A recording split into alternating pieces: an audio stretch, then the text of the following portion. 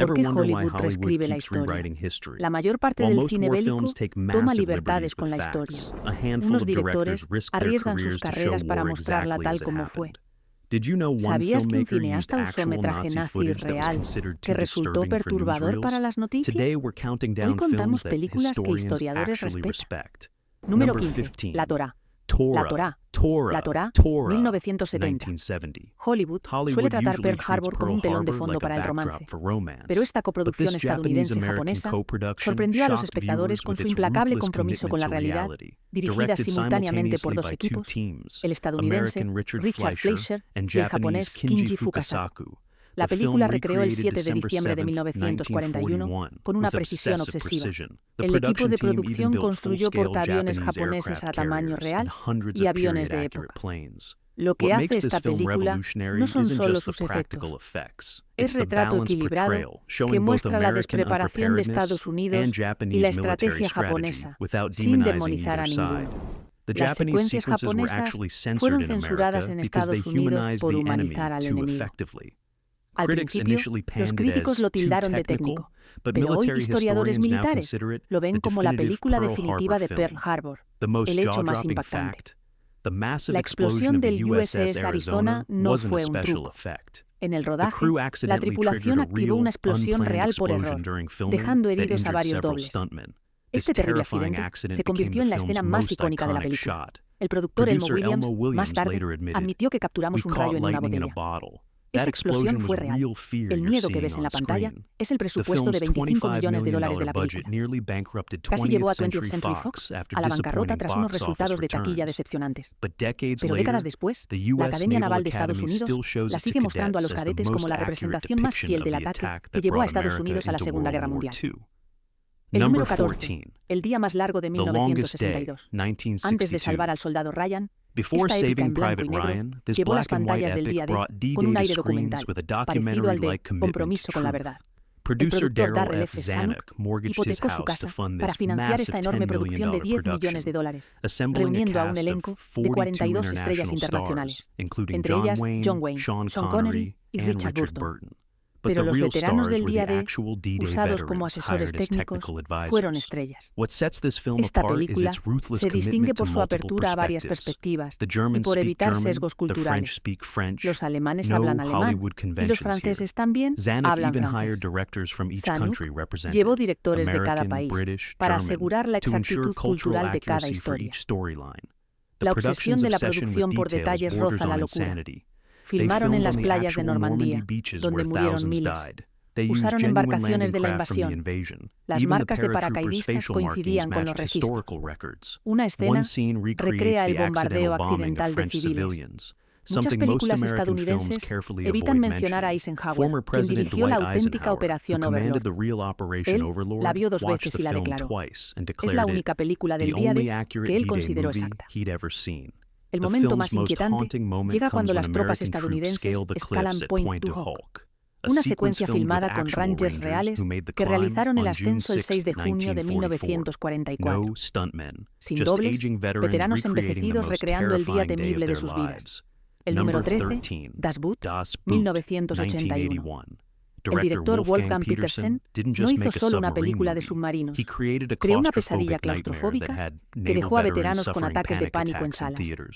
Esta obra alemana sigue a la tripulación de un U-Boot en la batalla del Atlántico, mostrando la realidad de la guerra submarina sin glamour de Hollywood. El compromiso con la autenticidad roza lo sádico. El elenco pasó meses en un submarino recreado, apenas ancho para hombros. Peterson negó dejarles salir durante el día, obligando a todos a desarrollar la misma deficiencia de vitamina D y piel pálida que los submarinistas reales. Jost, fotógrafo del submarino, inventó un arnés para recorrer estrechos pasillos con una Steadicam, logrando así un estilo cinético propio. Excomandantes de U-Boot vieron la película y quedaron asombrados por su fidelidad. Un veterano lloró. Esto no es una película. Así fue realmente. Secuencia tensa, carga hábil, en la que la tripulación se orina de miedo, provino de testimonios y fue gráfica para películas antiguas. Irónicamente, esta película alemana sobre soldados alemanes se convirtió en una visión obligatoria en la Academia Naval de los Estados Unidos. Los comandantes de submarinos estadounidenses elogiaron su precisión técnica. Y un almirante señaló que no había tontería hollywoodense. Cuando se sumergen demasiado, el casco cruje de verdad como si fueran a implosionar. La agotadora edición del director de 2,5 horas de la película permanece como el documento definitivo sobre la guerra submarina, y el historiador Jordan Bowes la describe como lo más cercano a lo que los civiles podrán entender sobre el combate submarino. Número 12, Iber 1985. El director soviético Elamov creó lo que los historiadores llaman la visión más brutal de las atrocidades nazis jamás filmadas. Este viaje pesadillesco sigue a un joven bielorruso, Fiora, mientras presencia la destrucción de su aldea durante la ocupación nazi. A diferencia de Hollywood, no hay narrativa redentora ni postura heroica, solo el horror del genocidio. Los métodos de producción eran casi tan perturbadores como el tema. Klimov usó munición real en las escenas de batalla, de verdad. El actor principal, Alexei Kravchenko, de apenas 14 años, se sometió a hipnosis para protegerlo durante el rodaje.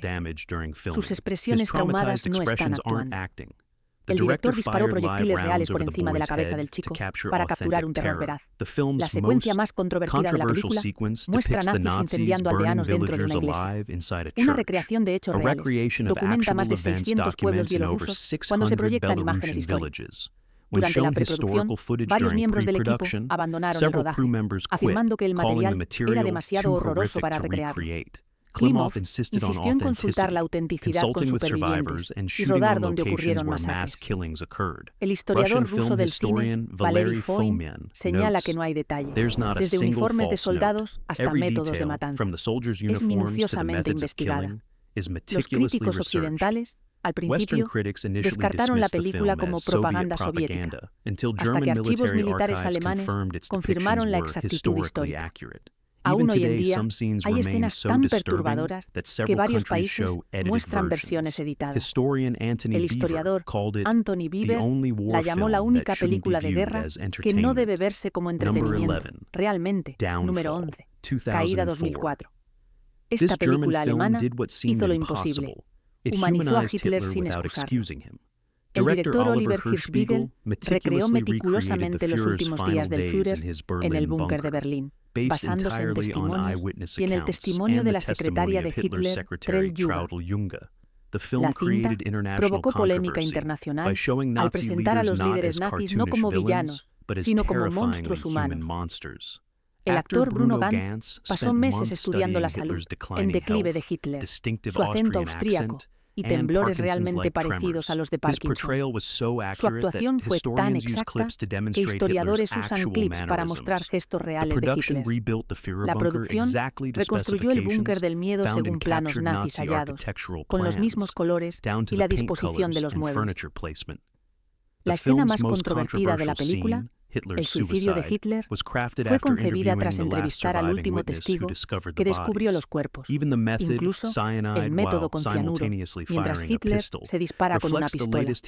Refleja el consenso más reciente, no las versiones anteriores. El historiador alemán Hans-Ulrich Beilor lo llamó la representación más fiel de los días finales de Hitler en cualquier medio.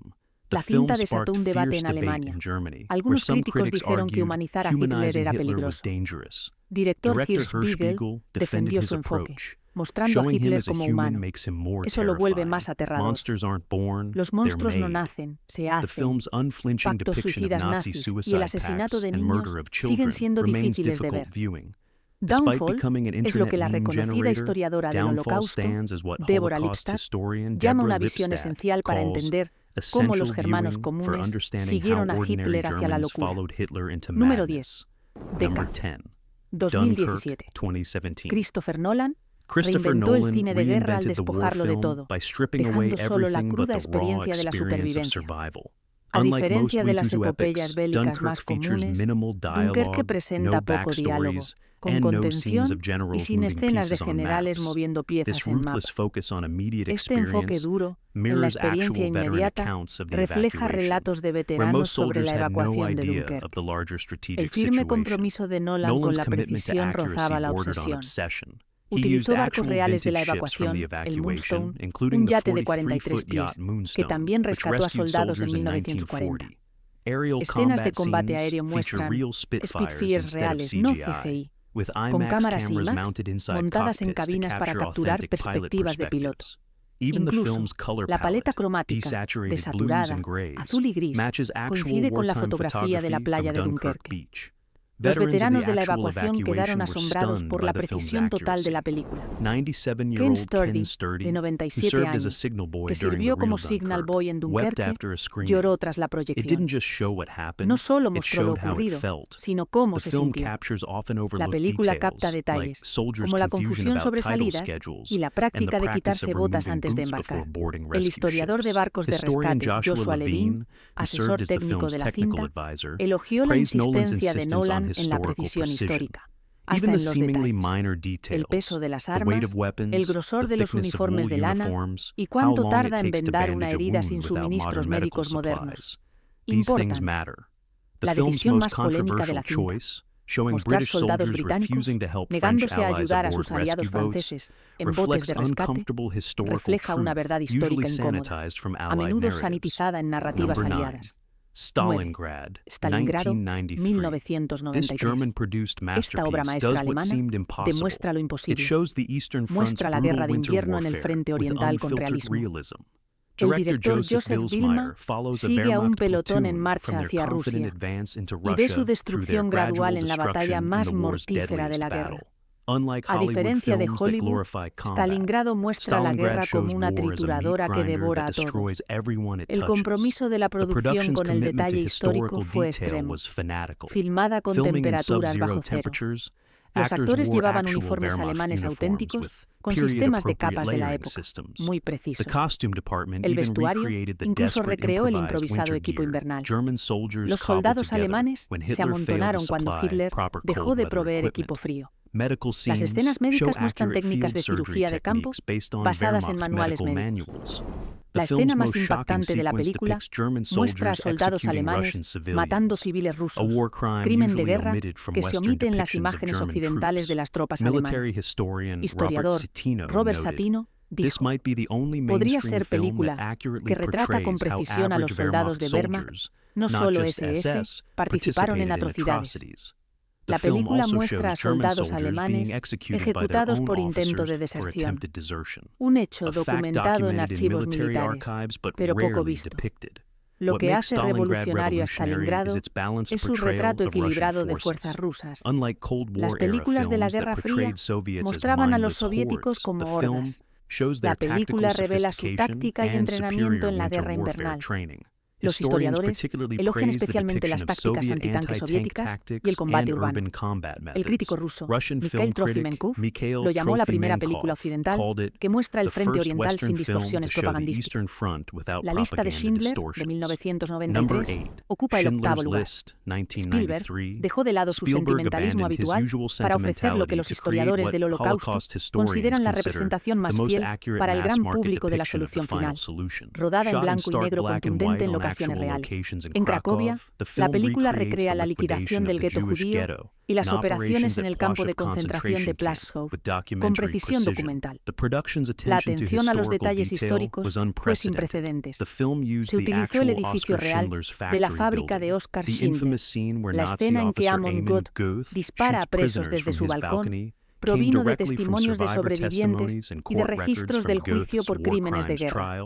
Las listas de nombres de la película se basan en documentación real de los judíos de Schindler. Lo que distingue a la lista de Schindler de otras cintas del Holocausto es su retrato de la burocracia del genocidio. La cinta demuestra que la máquina de muerte nazi era un negocio, con contabilidad y logística. El historiador del Holocausto, Michael Berenbaum, dijo que Spielberg muestra asesinato masivo como proceso, no solo escenas de crueldad. El elemento más controvertido fue su decisión de mostrar presos desnudos en desinfectación y exámenes médicos, representaciones que algunos llamaron explotadoras. Spielberg defendió estas escenas como necesarias. La deshumanización fue clave para el nazismo. Despojar a las víctimas de su ropa fue primer paso para despojarles de su humanidad. Superviviente Reina Finder, que figura en la lista de Schindler, dijo que el filme fue casi exacto tras verla. No fue una película para mí, fue mi vida en la pantalla. Número 7. La batalla de Inglaterra, 1969. La mayoría de las películas bélicas se centran en el combate terrestre, pero esta maravilla técnica capta con precisión la primera gran campaña militar, llevada a cabo íntegramente por el director de las Fuerzas Aéreas, Guy Hamilton, un antiguo oficial de la RAF, reuniendo la mayor colección de Spitfires, Hurricanes y Messerschmitts aptos para volar desde 1940, creando lo que los historiadores de la aviación llaman piezas de museo voladoras, involucradas en maniobras de combate reales. El compromiso de precisión fue notable. Contrataron 12 pilotos que habían volado durante la batalla de Inglaterra. Las secuencias de combate aéreo se basaron en imágenes de la cámara de cañón. Incluso las radios usaban la terminología auténtica de la RAF y las señales de llamada de 1940. Exacto. La película reveló fallas iniciales de la RAF y faltas de su equipo, verdades incómodas que suelen omitirse en narrativas británicas sobre la guerra. También describe con precisión cómo, a menudo, los pilotos británicos iban al combate con poca formación, a veces con menos de 10 horas de vuelo. El historiador militar Stephen Bunch dijo que es la imagen más exacta de las operaciones de combate aéreo filmadas. La película es revolucionaria por su retrato equilibrado de pilotos alemanes, vistos como profesionales, no como villanos. Las secuencias Luftwaffe se filmaron con la misma atención al detalle, con formaciones alemanas y radios precisos. Aquel lío anterior, Adolf Galland, asesor, elogió la película por mostrar a ambas partes como aviadores que cumplen su deber, no como caricaturas propagandísticas. La recreación de la decisiva incursión sobre Londres es tan precisa que realmente la RAF usa clips modificados en sus entrenamientos actuales. Número 6. Cartas de Iwo Jima, 2006. Clint Eastwood rompió décadas de relatos de guerra sesgados al mostrar la batalla de Iwo Jima desde la visión japonesa, grabada casi por completo en japonés con actores japoneses. La película se basó en cartas halladas en túneles bajo la isla y en memorias del general Amici Kuribayashi, que comandó las fuerzas japonesas durante la batalla.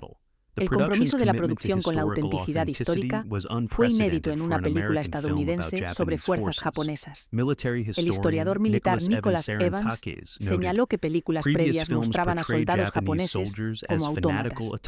Eastwood los muestra como humanos que siguen su código de honor. La película describe las carencias de recursos que enfrentan los defensores japoneses: agua, medicinas y munición.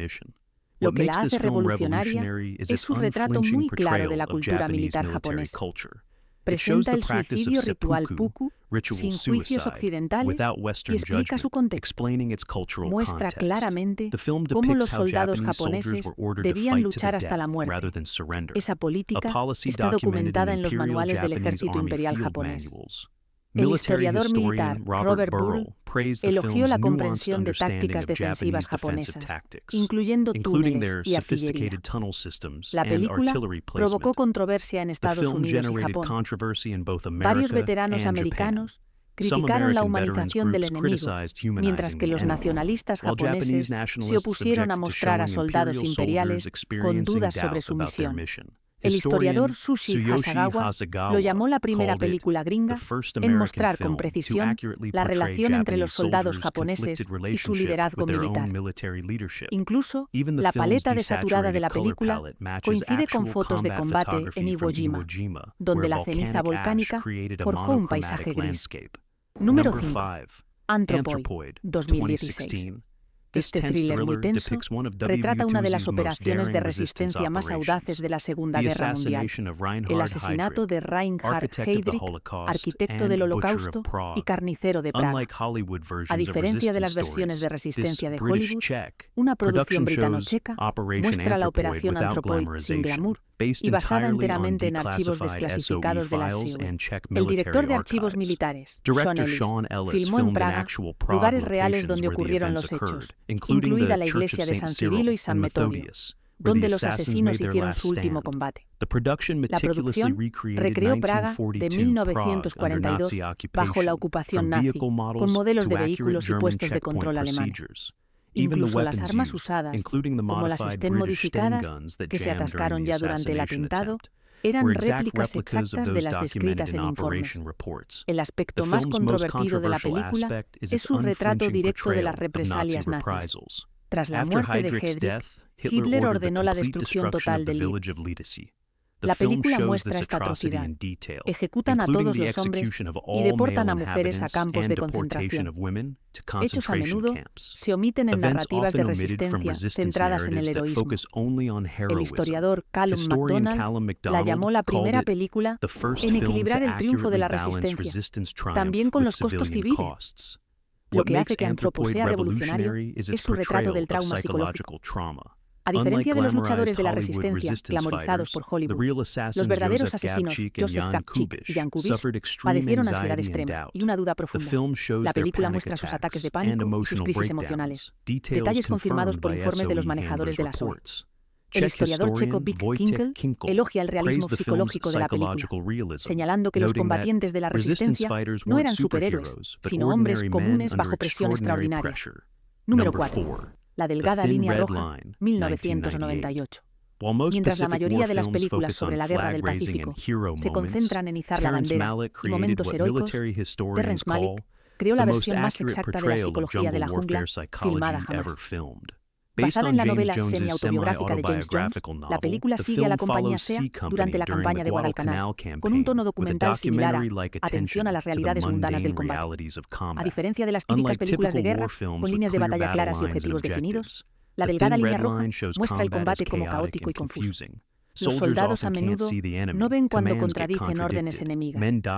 Hombres mueren por balas, no por sacrificios dramáticos. El historiador militar Joseph llamó así la única película de gran público que capta la desorientación de la jungla en la guerra. La producción mantuvo la exactitud en cada detalle y los actores entrenaron de verdad.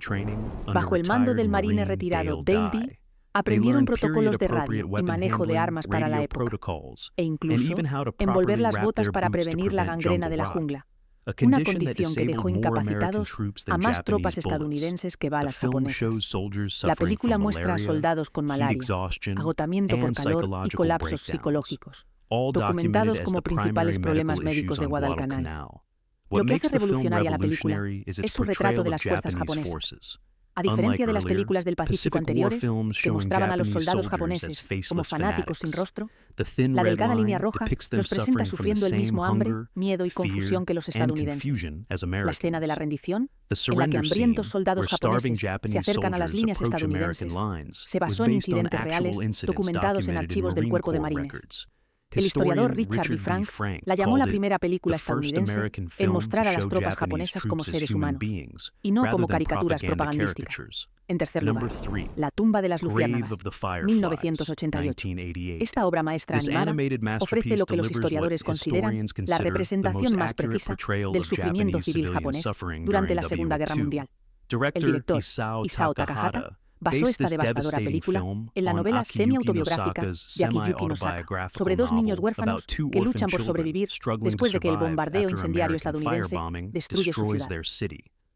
A diferencia de las películas de guerra que deben recrear ciudades destruidas con decorados o CGI, Takahata muestra la devastación urbana en toda su magnitud. La atención histórica de la película es extraordinaria. Describe con precisión el racionamiento de Japón y cómo los civiles cambiaban reliquias por arroz del mercado negro. Las escenas médicas muestran tratamientos para la malnutrición e incluso el grave error de alimentar a niños hambrientos con azúcar. La vestimenta también refleja la realidad histórica. Con la guerra, los kimonos dieron paso a ropa de trabajo más simple, pues el tejido escaseaba. Esta película es revolucionaria por su retrato del bombardeo a civiles. La secuencia de bombardeo incendiario demuestra con total claridad cómo funcionaron las armas incendiarias estadounidenses, generando tornados de fuego imparables que devoraron barrios enteros. El historiador militar Michael S. Sherry lo llamó más preciso que cualquier representación en acción real del bombardeo estratégico. La película muestra a civiles buscando refugio en tanques de agua, solo para ser hervidos vivos cuando los tanques se calentaron. Un detalle terrible registrado en relatos de sobrevivientes. La película provocó polémica en Japón y en Estados Unidos. Críticos japoneses lo llamaron propaganda antibélica. Críticos estadounidenses dudaron si minimizaba la agresión militar japonesa. Takahata, sobreviviente del bombardeo de Okayama, defendió su enfoque. Quise mostrar lo ocurrido a los japoneses sin voz. El historiador John Dower elogió la película por mostrar el costo humano de la victoria, raramente reconocido en las narrativas occidentales. En segundo lugar, Hijo de Saúl, 2015, el director húngaro László revolucionó el cine del Holocausto. Con esta claustrofóbica obra maestra, que sigue a un Sonderkommando judío obligado a trabajar en Auschwitz-Birkenau, cámaras de gas. Comparado con películas sobre el Holocausto que sentimentalizaron o explotaron el sufrimiento, Son of Saul usa cámara de enfoque estrecho y poca profundidad. Emula la visión en túnel, descrita por supervivientes para mantener la cordura. El compromiso con la exactitud histórica de la producción fue absoluto. Un set recreó un crematorio AD, basándose en planos de archivos de las STOF y en testimonios de supervivientes. La película muestra los procedimientos exactos empleados en los campos de exterminio, desde la engañosa sala de duchas, pasando por las señales, hasta el método exacto de eliminación de cadáveres, e incluso la cacofonía multilingüe, con personajes que hablan húngaro, yiddish, alemán, polaco, ruso y griego, que refleja el entorno lingüístico real de Auschwitz, donde víctimas de toda Europa eran procesadas. Lo que hace que esta película sea revolucionaria es su negativa a estetizar el horror. A diferencia del enfoque de Spielberg, ESS mantiene las atrocidades apenas fuera de foco, en el borde del encuadre, tal como lo describen los supervivientes, obligándolos a percibir su entorno. El historiador del Holocausto, Robert John von Pelt, la llamó la representación psicológica más precisa de la vida en un campo de concentración filmada hasta hoy, y señaló que el desapego emocional del protagonista coincide con los mecanismos de afrontamiento documentados de los supervivientes. La película provocó controversia por su retrato de prisioneros judíos, obligados a colaborar en un genocidio. Algunos críticos la calificaron de explotadora, mientras otros elogiaron su complejidad moral. Un exmiembro del Sonderkommando y el historiador Shlomo Benetia defendieron la película poco antes de su muerte. Muestra lo que se ocultó, no solo las técnicas para matar, sino cómo los nazis obligaron a que los judíos participaran en su propia destrucción. La técnica claustrofóbica de la película ha influido en documentales históricos que buscan recrear la experiencia de eventos traumáticos. Primero, Conspiración 2001.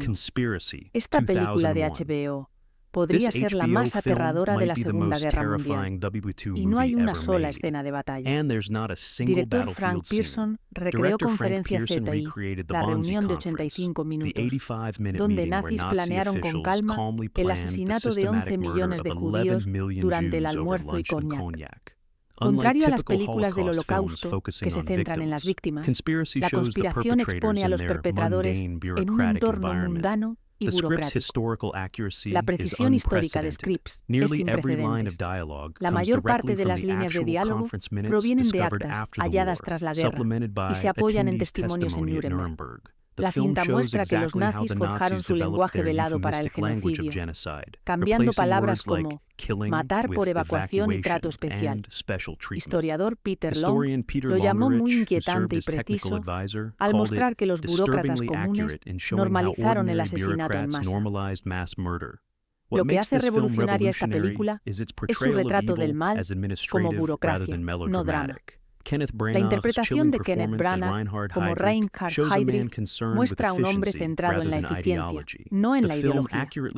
La película muestra cómo abogados, ferroviarios y funcionarios discuten problemas prácticos del asesinato en masa, desde logística hasta jurisdicción. La experta en Holocausto, Deborah Lipstadt, elogió la película por presentar el genocidio como un proceso burocrático y no como un arrebato emocional. El aspecto más perturbador es su retrato exacto de la lucha interna de los nazis. Diversos departamentos compitieron por controlar la cuestión judía, impulsados por el ascenso profesional en lugar de odio puro. Esta competencia institucional aceleró el genocidio, un hecho histórico poco visto en retratos simples. El historiador Browning señaló que la película demuestra que el Holocausto no fue ordenado de la cima, sino que surge por iniciativa burocrática entre filas medias, cada oficina buscando demostrar su eficiencia. From bunker Desde suicides to suicidios en búnkeres bureaucratic hasta la genocide planning, planificación these films genocida refuse to burocrática, sanitize history's estas darkest películas chapter. no But sanitizan la does brutal historia más accuracy oscura. serve justice or ¿Qué just película feed te our impactó darkest más con su voyeurism? realidad sin Which film filtros? shocked you most with ¿Nos its hemos unfiltered perdido alguna reality? película Did bélica we miss any históricamente historically precise precisa que war merezca films that deserve reconocimiento? recognition? Drop Deja your tus thoughts ideas allí below and y tell us. cuéntanos. Would you ¿Prefieres rather watch mentiras comfortable cómodas de Hollywood Hollywood lies o la or verdad historical histórica, con truth su in detalle all its inquietante? disturbing detail? Si The continúa el debate debate, continues.